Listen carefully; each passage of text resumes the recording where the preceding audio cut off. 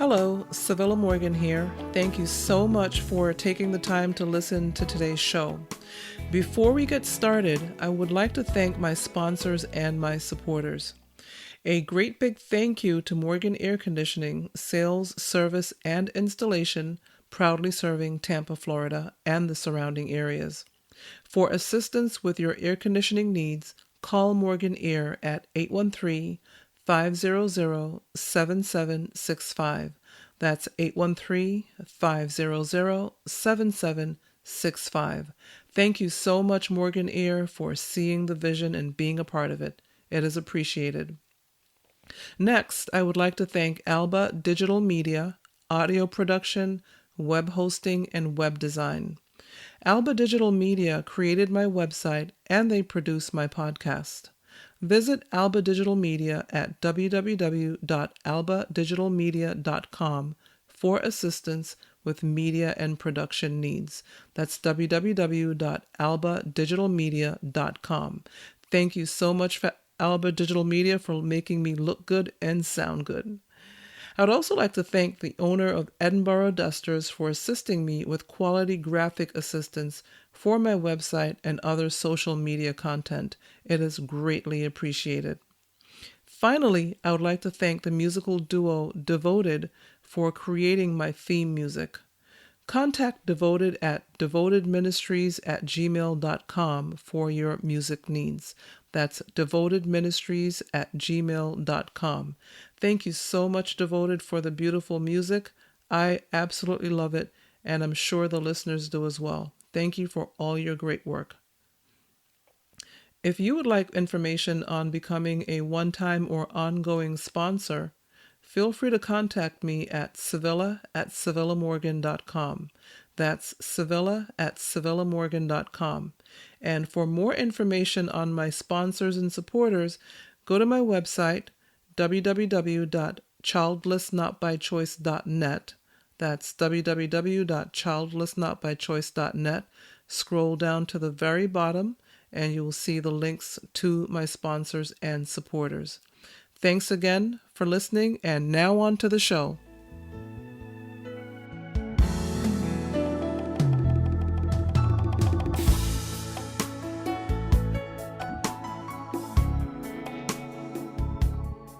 Well, hello everyone, Savilla Morgan here. Welcome back to another episode of 21st Century Hannah, Childless Not by Choice, where my mission is to recognize and speak to the broken hearts of childless not by choice women and men around the world.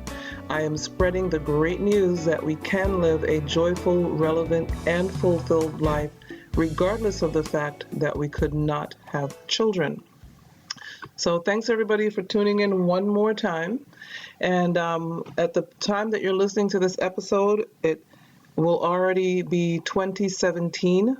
And so I hope everyone's having a very happy new year so far.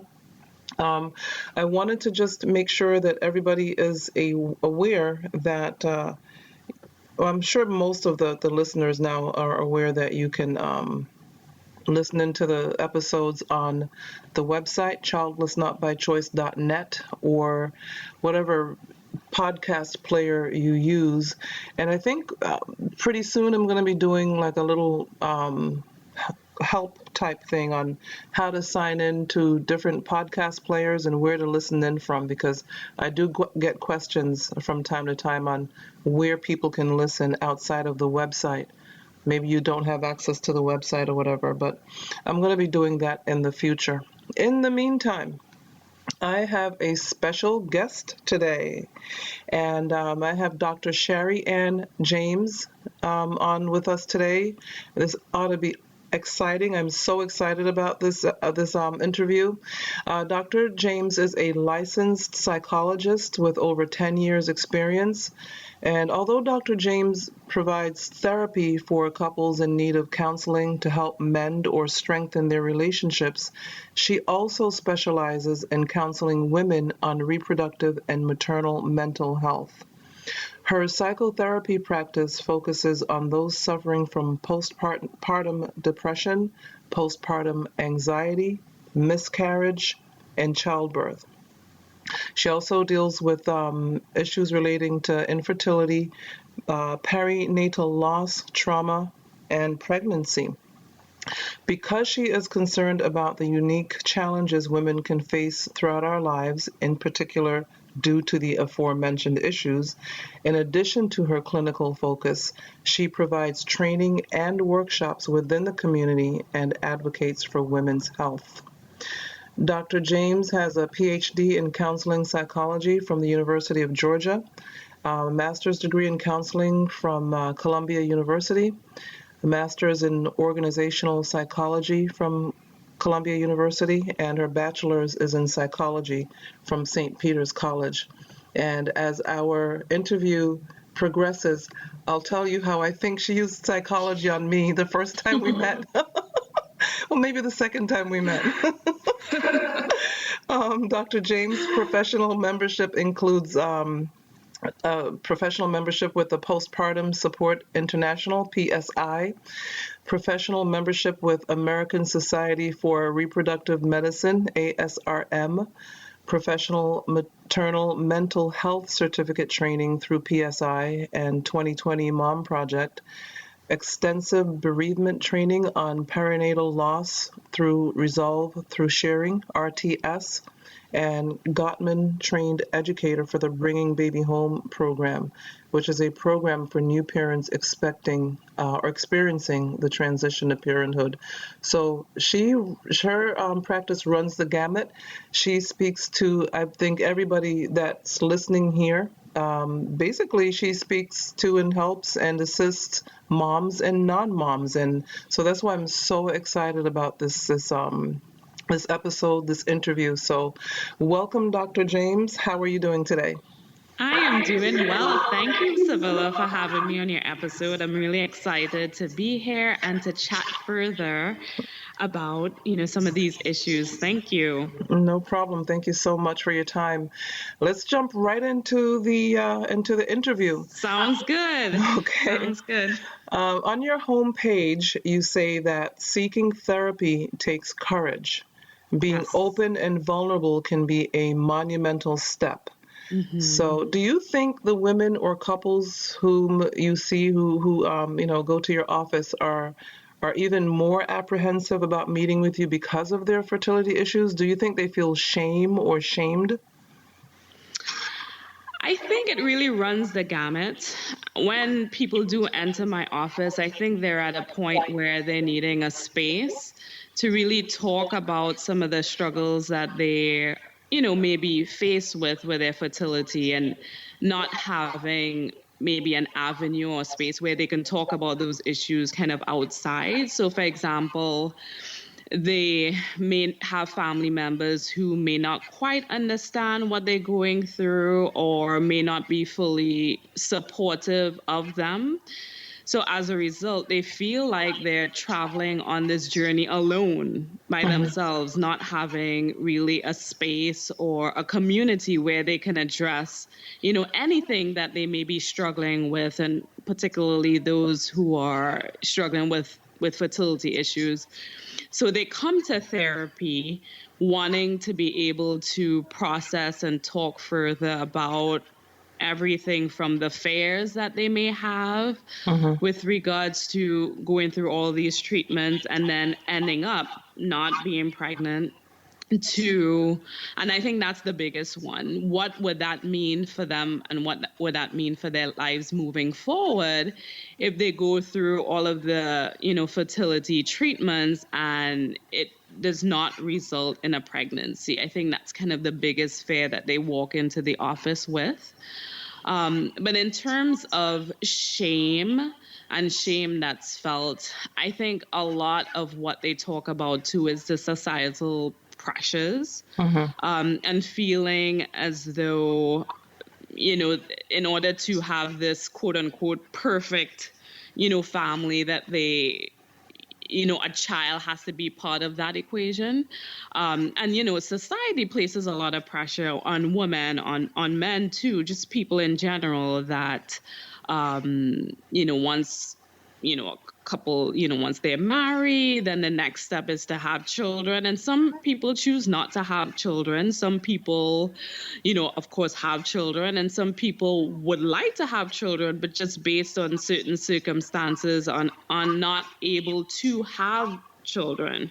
And they feel that, society does not provide a welcoming space for them, because society just places a lot of pressure on, couples having kids. And, like I said, that may be the choice of some, but it may not be and it may be the choice of others not to have kids, or due to circumstances not being able to have kids.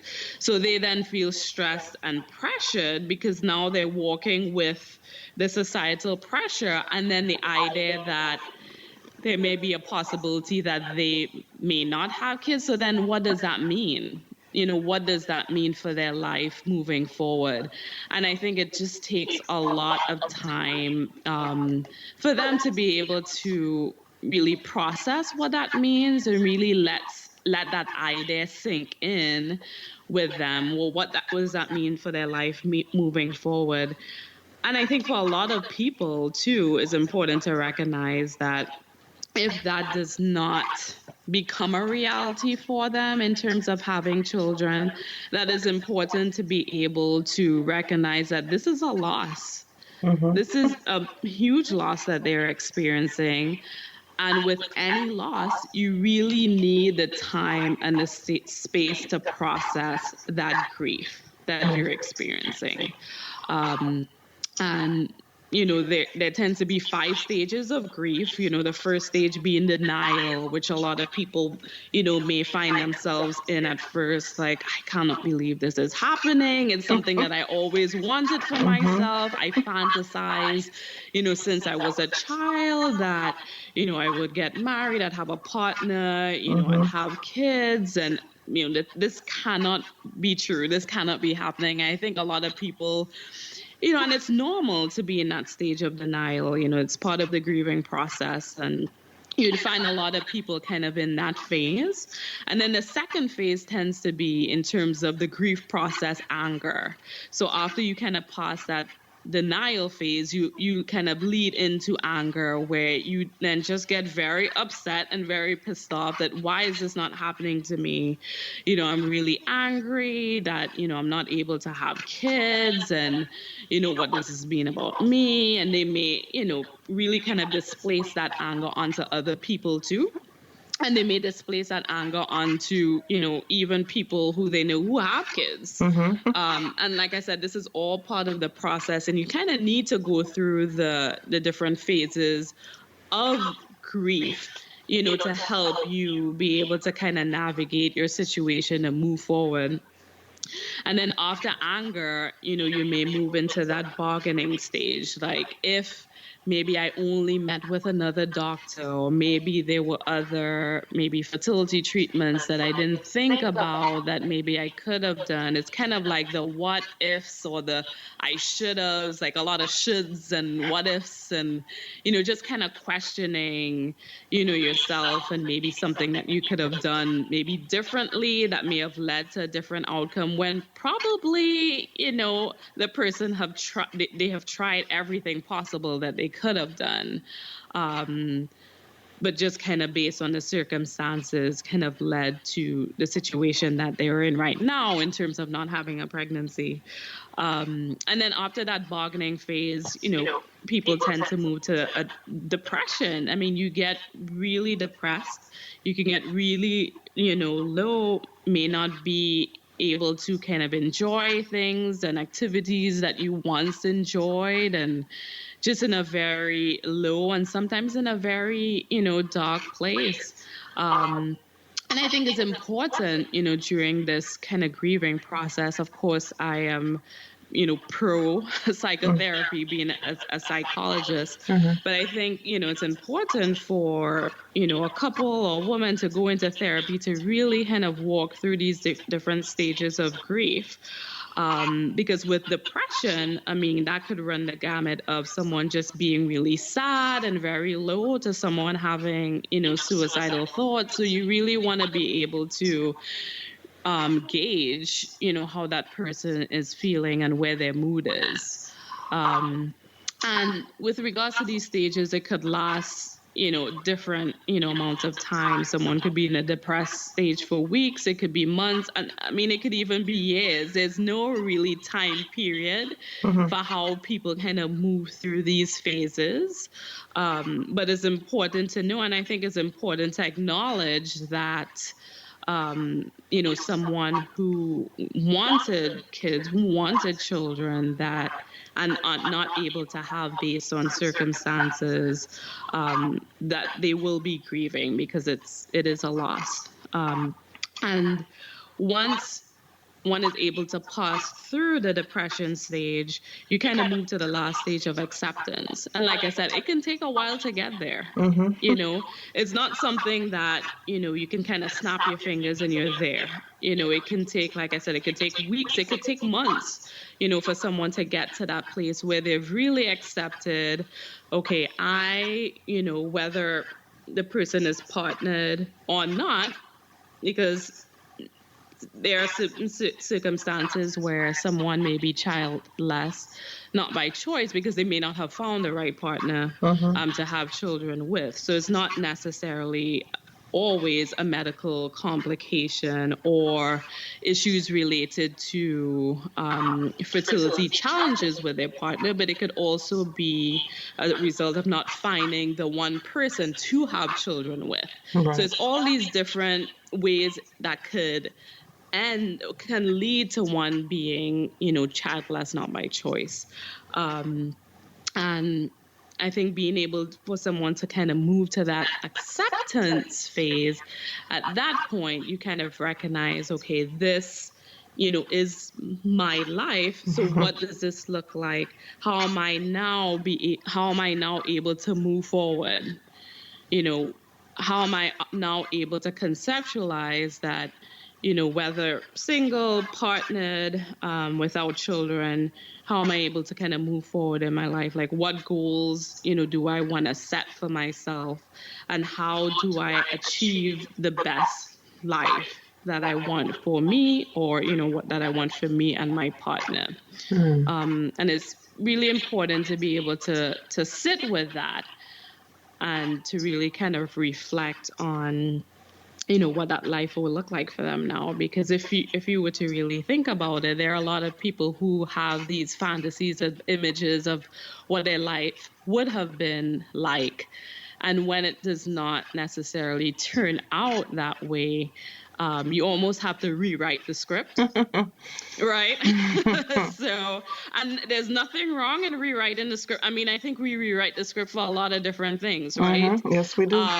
So, it's important to really kind of sit down and reflect and rewrite that script of how you want your life to be moving forward. And I think that's a good thing, to be able to do that.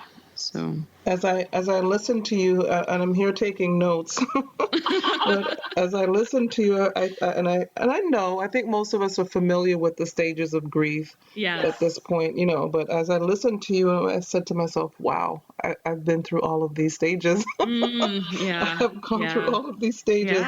And I don't know if it's because I'm I'm not a psychologist, I'm just a layperson, but I wonder, as a psychologist, do you ever marvel at the fact that people tend to think that they're the only ones going through this when there are millions of people dealing with these things, with these issues? Oh, yes, absolutely. When people come into the door and they talk about their story and their struggles and their challenges, of course, there will be some differences because everyone's life is different and everyone's experience is different. But a lot of the times they think that they're the only one who has had that, issue. And they're almost shocked to hear, oh, someone else has that challenge, or someone else, feels, for example, with regards to childlessness, someone else feels as though they're less than, or they're less of a woman because they don't have children. Like, they almost kind of marvel at the fact that other people feel that way.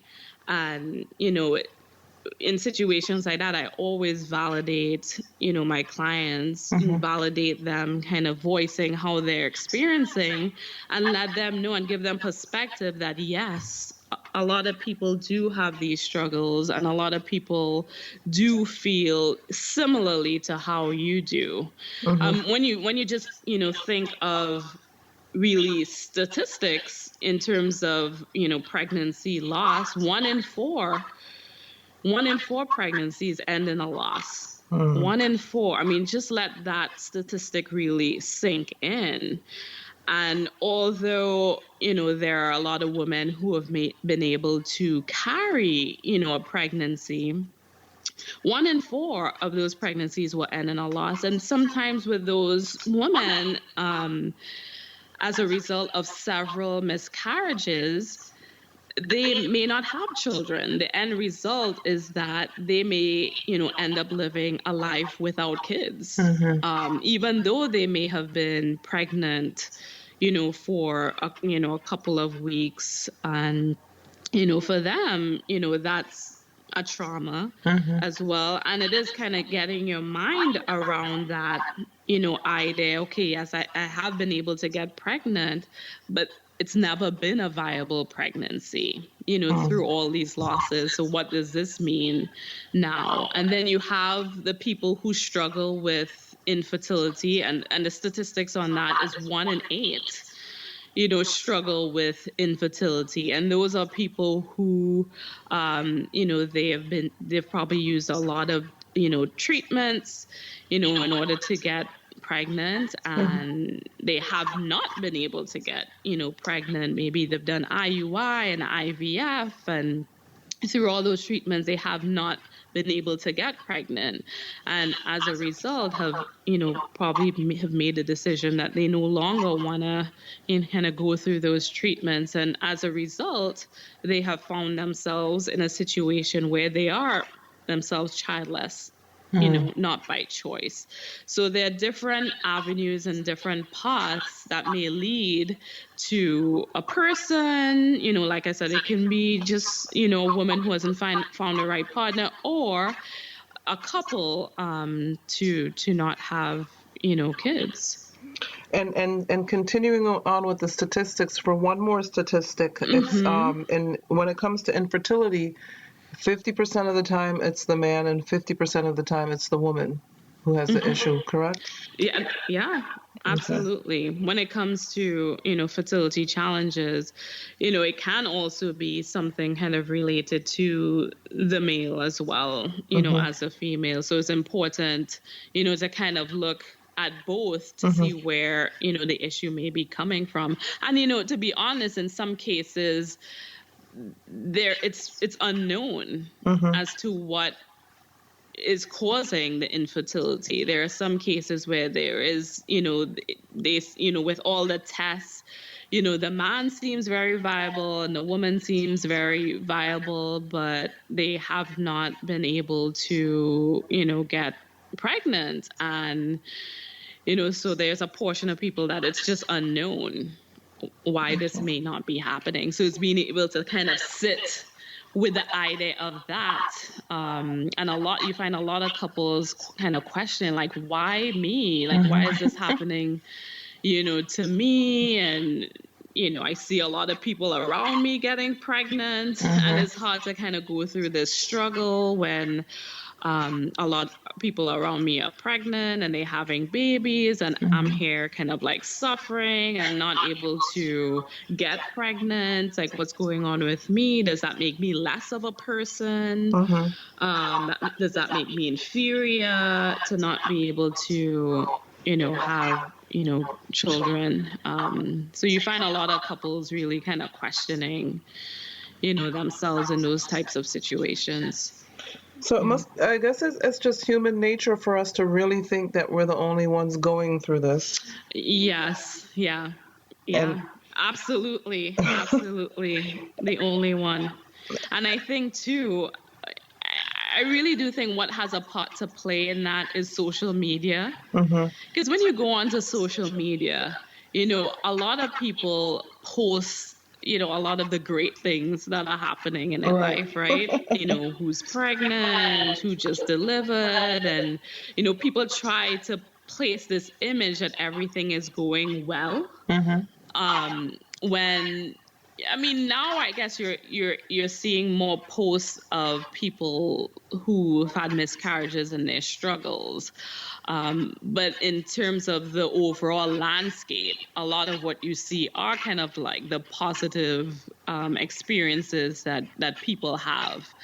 So when people kind of go on the internet and they see that, they're like, no one's feeling the way that I am. What's wrong with me?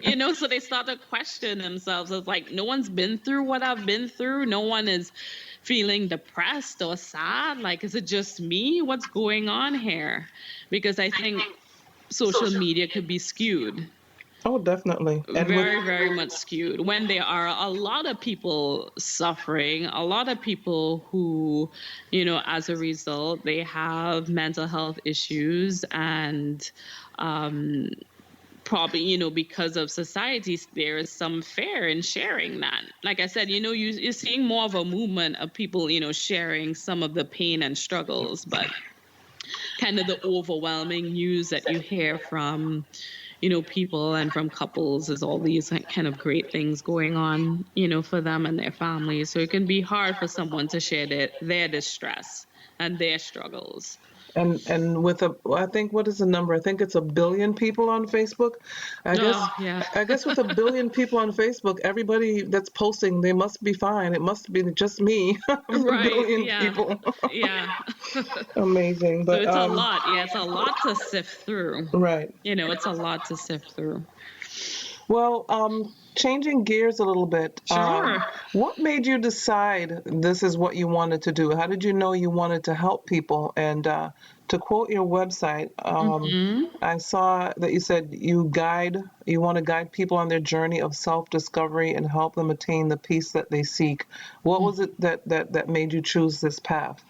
In terms of the field of psychology, in terms of how it started for me, at first I really did not know, to be honest, what I wanted to do with my life in terms of career. Going to college when I was a freshman, I actually thought I was going to really focus on art or art history. And then at one point I thought I was going to do biology. Like I had no clue. And it was really only through the exposure of psychology I thought that how this seems to be a really good fit for me. I was always curious. I always had a curiosity for how people think and human behavior. And I do have a lot of compassion for, people's experiences and how they feel. And just being exposed to a lot of courses in psychology, I thought that this fits. I think I can do this, right? I think I can help people along in their journey and figuring out who they are or who they want to be. It just really came together really well. So from there, I just continued with, my master's and of course my doctorate degree. And actually once I was completed, for over a decade, I actually worked in higher education in counseling centers at universities. So there I was dealing with a lot of college and graduate students. I met with a lot of older students and a lot of struggles that they faced with, and that really ran the gamut from like identity issues, abuse, addiction, eating disorders, like women's health and empowerment. There were a lot of issues that I dealt with in there, and I felt like my interest, and while I was very interested in working in higher education, I think my interest really evolved. And it evolved really out of me being kind of in the point of my life where, we were considering, having children. And I think kind of through where I was in my own life, my career trajectory in terms of my interests evolved at the same time. because at that time, because I do, have kids of my own, during that time, there were a lot of people around me who were struggling, a lot of people around me, close friends and family, who have had infertility, and had to go through fertility treatments, several people who have had miscarriages and stillbirths. And, through that process, I knew that I wanted to, help those women and help those, couples kind of through that process, because there was a lot of, pain, that was occurring. And I felt that there was not a lot of avenues where people can kind of go to for support who had these issues. Right. I feel as though now it's kind of on the rise, but there is still a lot that needs to be done in terms of women and couples finding the space to talk about some of their challenges. So I wanted to kind of be a part of that process for people to have a safe space and to kind of help them on their journey of, finding themselves, whether, they're going through wanting to have children or not. I wanted to be, the person to kind of walk them through that process. And it's, it's an area that I'm very, very passionate about. As you mentioned, kind of one of my interests too is perinatal mood and anxiety disorders. So what falls within that category is postpartum depression or depression, anxiety kind of during pregnancy, or, with couples and women who are trying to conceive, as well. As important to know that they can be experiencing a lot of depression and a lot of anxiety, and it needs to be addressed, and they need to have a space where they can address it, where they do not feel judged, where they do not feel criticized, where they do not feel like they have, the weight of society's shoulders on them, but where they can freely and genuinely talk about, their struggles and their experiences and not be judged by addressing it. So it's an area that I'm very, very passionate about, working with reproductive and maternal mental health. And,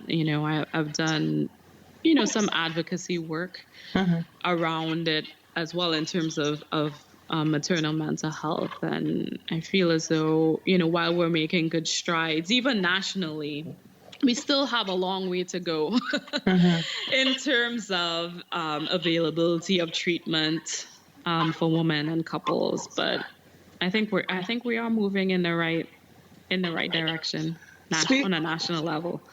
Okay, speaking of that national level, do you know, and I'm sure that people, if they want to, and we'll talk about that a little bit later about how to get in contact with you, but I had never heard of this type of, practice. And so I just wondered how many other psychologists, just an average number nationally here in the United States, are doing the same type of work that you are. Just off. Do you think it's a lot?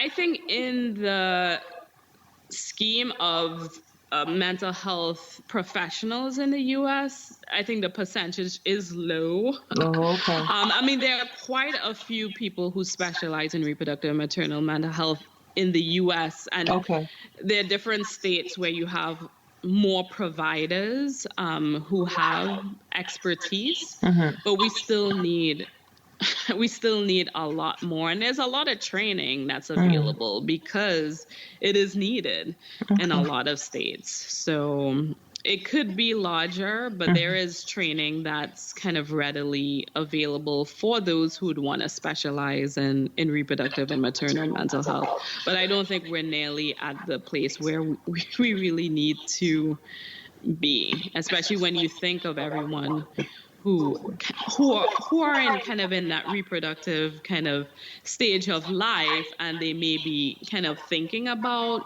having kids, and, maybe going through a lot of struggles to have kids and may end up not having kids, or for those who may have kids but are also dealing with a lot of, emotional distress and complications. There still needs to be a lot of availability for mental health services for that.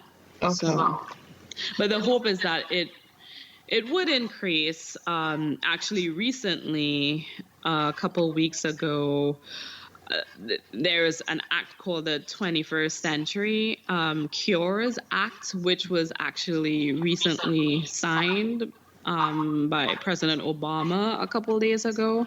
And within the 21st Century Cures Act, what falls within that is another act, which is bringing postpartum out of the shadows act, which was established by Catherine Clark, a congresswoman out of Massachusetts. And with the passing now and the signing of this bill, it will focus on actually women's health, because there is a lot of different kind of acts and a lot of different kind of details that falls within the overall 21st Century's acts that really pertains to women's health. So the hope is that through that, there will be a lot of funding available for the different states to increase, treatment and screening and all these great things which we need. So that's why I said I think we're moving in the right direction forward. But there's still a lot of work that needs to be done. Okay, so I am highlighting this now because I did not know about this, and I think it's awesome. Yeah. Oh, yeah. It's great. So her name is. I'm gonna have to look up the senator from Massachusetts. You said. Okay. Catherine Clark. Catherine Clark. I'm gonna have to do some research on this. This sounds awesome. Oh no, it's great. Oh, wow. It's great. Like I said, movement in the right direction. So it's a good thing. Okay. Well, I'm gonna definitely check that out and do some research on that. This is kind of similar in a way to the first question, but it's still different enough that I'd like to get, to hear what your response on this. Sure. And I just wonder if by the time patients come to visit you, if they're at their wits' end at that point, is their marriage on the rocks? Is it about to end due to the childlessness, infertility, or loss of a child? And do you think that there is a way? And I guess this again will come with as the specialty grows in this medium, but maybe getting people to realize that there is help before they get to that stage. Absolutely. Because I think a lot of it needs to be preventative as well. And yes, I do see people who are at the extreme, at their wits' end already, wanting to pull their hair out, or it is impacting their relationship. And I do see people coming in like on that end. But I think the idea is to have really mental health integrated into the system so that it's kind of part of the process when somebody is, for example, going through, infertility, so that you're trying to kind of make sure that the mental health is really attended to, so that you don't get people all the time at the extreme, right? So I think it's important. I think it's a good idea. And some reproductive centers do have therapists on staff. Not all do, but some do. But I think it's important to be able to have an integration of mental health in general health practices and reproductive practices, so that if they're going through treatment, kind of part of that process is also meeting with a therapist to really assess and to have an idea of where their mental health is. How are they feeling? Kind of where are their emotions? What are they sitting with? What fears do they have? And really being able to kind of address those things before it gets to a heightened sense of despair. So I'm really an advocate for integration of mental health in these facilities, so that you can really address, these issues kind of on the onset and really throughout treatment. And that's what I talk about, being more preventative rather than kind of reactive, where you're only really catching the people when things are really falling apart, at that point. So yeah, I'm a real advocate for integration of mental health, and I hope that more reproductive facilities and centers are moving in that direction. Like I said, some are, but I think there needs to be more movement, because there's a lot of mood and anxiety disorders that could erupt when people are going through this, this process, because it's a very stressful process. It's very, very, very stressful. And I think it is important to have a space to really address, so what would it be like if all the treatments and everything that you go through does not work out? And, what does that mean for you? What does that mean for you and your partner if you're living a life, without children? So they're already, processing, some of that, while they're going through, fertility treatments, which I think is important. Right. Yeah. And so, I as I hear you, as I hear your response, I can already think about certain people who may say that they don't want to go through that portion of the treatment because they don't want to bring any negative vibes, into the treatment process. Yeah. But, I guess that's the way as a doctor you would tell them that, look, this is just part of the treatment. This is part of the treatment. Yes, having a space to really, address and talk about, the possibilities here. And one of the possibilities and outcomes could be, living, a life without children. And I think it's important to, really being able to process that and what that means for that particular, person or what that particular couple, because it could mean a lot of different things for a lot of, different people. Right. So it's important to really talk through that. But I could see the fear in people thinking, oh, they don't want to bring that negative energy up. They don't want to talk about it. But the reality is it's important to talk about it, because that could be the possibility, and you don't want to be kind of in a state of denial. Right. So you want to be able to kind of be open to anything that could possibly happen through this process. It's really just a matter of preparation. Yeah. Yeah. Absolutely. So we kind of touched on this a little earlier, but, as a psychologist, how do you, and yes, we did touch on it, but I guess maybe I'm asking it in a different way. How do you define loss? And is loss the feeling that your average client has by the time they come to see you, or is it something you have to help them come to terms with? And I guess loss, as far as I'm thinking, in the broad sense of the loss of the expectation, the loss of the dream, as well as the miscarriage or the loss of a child. How do you deal with them as far as the loss of the dream and the expectation? And expectation, yeah. And I think that's an important, point that you raise, because there are some people who are maybe thinking of like the physical, loss, but they may not be thinking of the loss of like the expectation or dream or fantasy that they have, or have carried for years.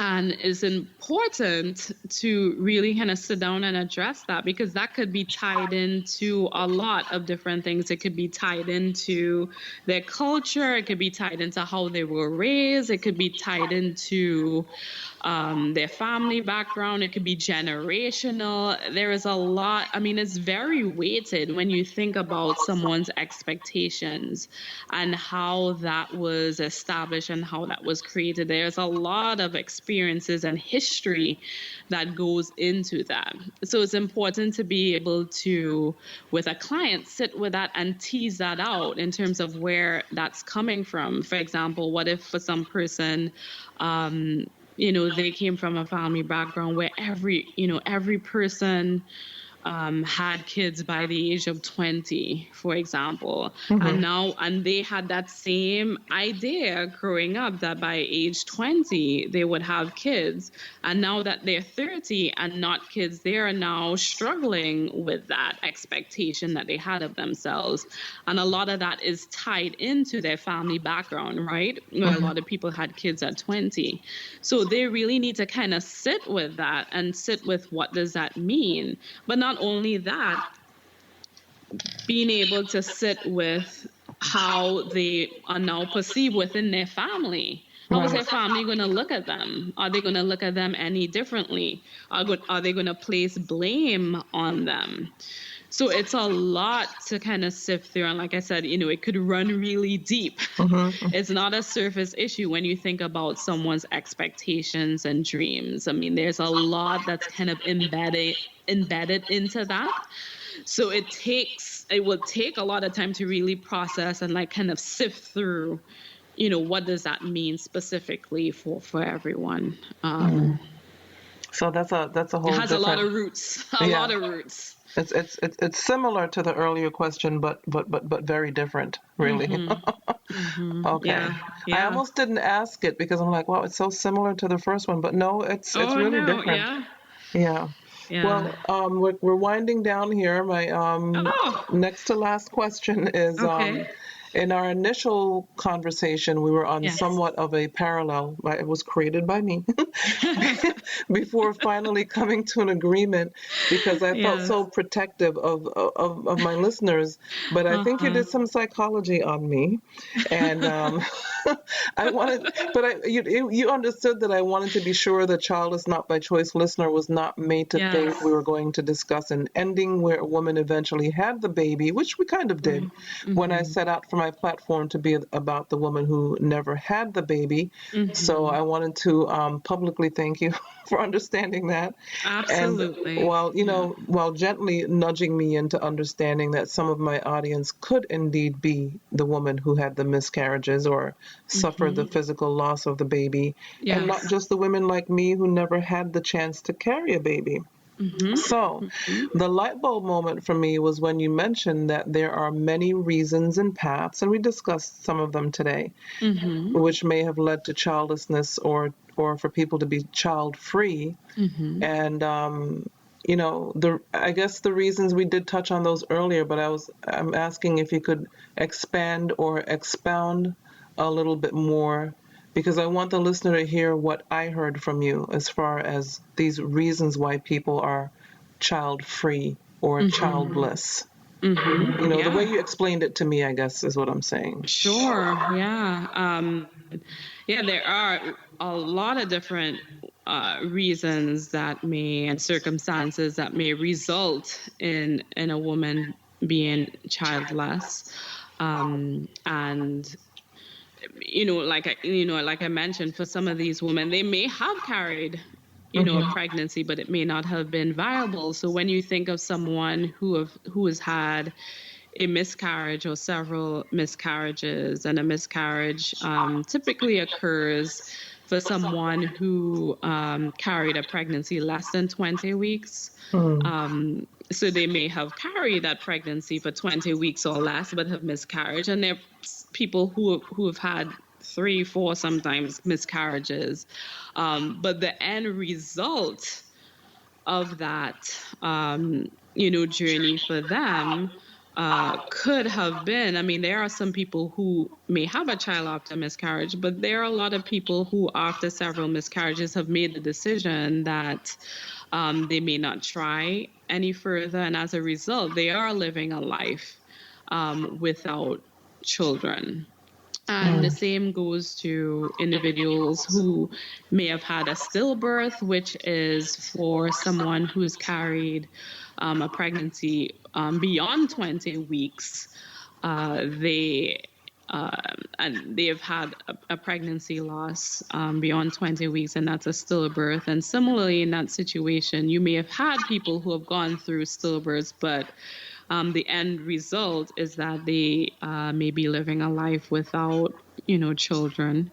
There are people who have had ectopic pregnancies, and that's when the egg kind of fertilizes outside of the uterus. So that's not a viable, pregnancy. And as a result of that, it may lead to someone kind of living a life without children as well. So those are some of the circumstances where one could be pregnant and have incurred a loss in pregnancy. But, as a result of their experience, they may have decided, and these are, of course, some people, they may have decided that they may no longer want to try and, as a result of their situation, maybe living a life without children. But of course, there are a lot of other, health, issues that may result in someone being living a life without children. When you think about people who have endometriosis or PCOS, or people who for health reasons they may have had a hysterectomy, they are also individuals who probably wanted to have children as well, but are not able to do so. So really the point being is that there is a spectrum of reasons which may have led a woman to be childless, not by choice. And I think it's important to really, recognize that there are different paths that may have led to it. It's just, when you think about everyone's story is different. Right. Every individual is unique. There's no one that, although someone may have had like a similar experience, for example, two people may have had like a miscarriage, and those two people may now be living, a life without children. I mean, their stories are still going to be a little bit different. Right. So just in that way, there are many, reasons that may have led to, someone living a life without children. And like I said earlier, not finding a partner who, they may have wanted to have children with. I mean, that's another path. So it's almost as though you can kind of see, like if you kind of could put it in a diagram, right? Where there's a circle, that within that circle is the person who's living a life without children, right? There are a lot of different arrows that leads to that, right? It's not just one way, but there are several ways that lead to that. And I think it's important to kind of give space to, all the women who, for whatever circumstance that may have led them there, but to really acknowledge that their story, because like I said, their story and everyone's story is unique and different, but it's important to honor everyone's story that may have led them to living a life without children. Okay, so listeners, you see what she said. This is why I was compelled to and I couldn't believe that I just was missing this. And I kind of beat myself up, but Dr. James told me not to do that. But I mean, I couldn't have said it any better than what she. And this is what she told me when we met. We met for coffee, and this is what she told me, and this is what really was my light bulb moment. It was when she said exactly what she just said to me. So I really hope that sinks in for a lot of people. And for those of you who suffered on a different path than even mine, I'm sorry that I didn't even, I didn't even think about it. I just thought about just the actual fact that there were no children, but I guess not really thinking about the path. And so this opens a lot of doors for me too, as I continue to make my way through this whole podcasting and growing and just reaching out to different women. So I just want to really thank the listeners for hanging in there with me until I had my light bulb moment. And thank Dr. James for that light bulb moment. And the very last question that we have here, could you talk a little bit about how society plays a part And again, this is something we kind of touched on earlier, but Sure. how society plays a part in influencing a woman's perception of herself, her role in society, and how we as women in particular within societies can correct that. Yeah, absolutely. Absolutely. Um, I think it really, really is important that a woman should never really be made to feel as though they are less than, because they do not have dependents or that they do not have children. One of the things that I do in my practice is that I really help women feel empowered by whatever choices that they make, and also kind of move to a place of acceptance based on the circumstances of their life. And sometimes choices that are made or circumstances may be really in conflict with, and I say quote unquote, like society. But I think it's important for women to really kind of hold true to themselves and be genuine and be authentic and honest with themselves, because society can, kind of portray all these different things. For example, I said earlier, like an expectation that because you're a woman that you are definitely going to have kids, or that you want kids, because some, of course, women choose not to have kids, which is everyone's, right and choice. Right. And I think it's important for, as women, to hold true to who we are and what we want and what we want to achieve out of life, despite society and despite what society places on us and the pressures that they place on women, specifically kind of in the reproductive realm of kids, or that you have to have kids, when that's not necessarily going to be the life for a lot of people. And I think it's important for people to feel empowered, and for people to feel good about themselves, and for people to have self-compassion.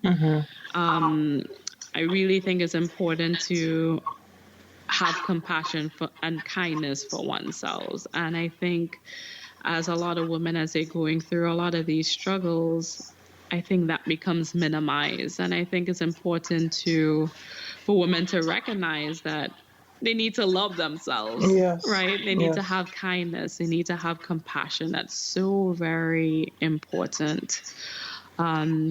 And I feel like when that is really strong, and when that resides within a person, within a woman, it's almost as though no matter what society says, that they have that inner strength within themselves to move forward, kind of despite, what society says. And, society, I use that term very broadly, because society could be, what you read on social media, but society could also represent friends. Society could represent family members, because there are times when friends and even family may not even understand what someone may be going through, what a woman may be going through. And a woman can feel a lot of pressure and stress even within their own family, Right. Which could be hard, and which can cause a lot of strife, and which can cause a lot of conflict. But it's important to really kind of stand true for who you are and the experiences that you've had, and really kind of reach to that inner strength and feel empowered as women. I think that's important. Wow, that is a beautiful and a strong way to end this interview, this conversation, because I totally agree that that's a big part of the healing process, whether you're going through it or you've reached a place where you can deal with it better mentally. This self-compassion and self-love is important, highly important. So awesome way to end the interview. I just want to thank you once again, Dr. James, for taking the time to sit with us and clarify so much for myself and for all of us. I am putting your website address and the other links that you sent me in the show notes so that everybody can just look below the player, everyone, and you'll see the show notes. And the website will be in there, perinatalwellness.net. And also, Dr. James has a Facebook site, facebook.com/perinatal wellness Orlando. And she has a Pinterest site, pinterest.com/Dr. Shari-ann James, all one word, / And she also has a podcast. I do. Yes. And so the podcast is available, and tell us in your own words the name of the podcast and what it will be about. Okay, great. The podcast name is called The Wellness Pod.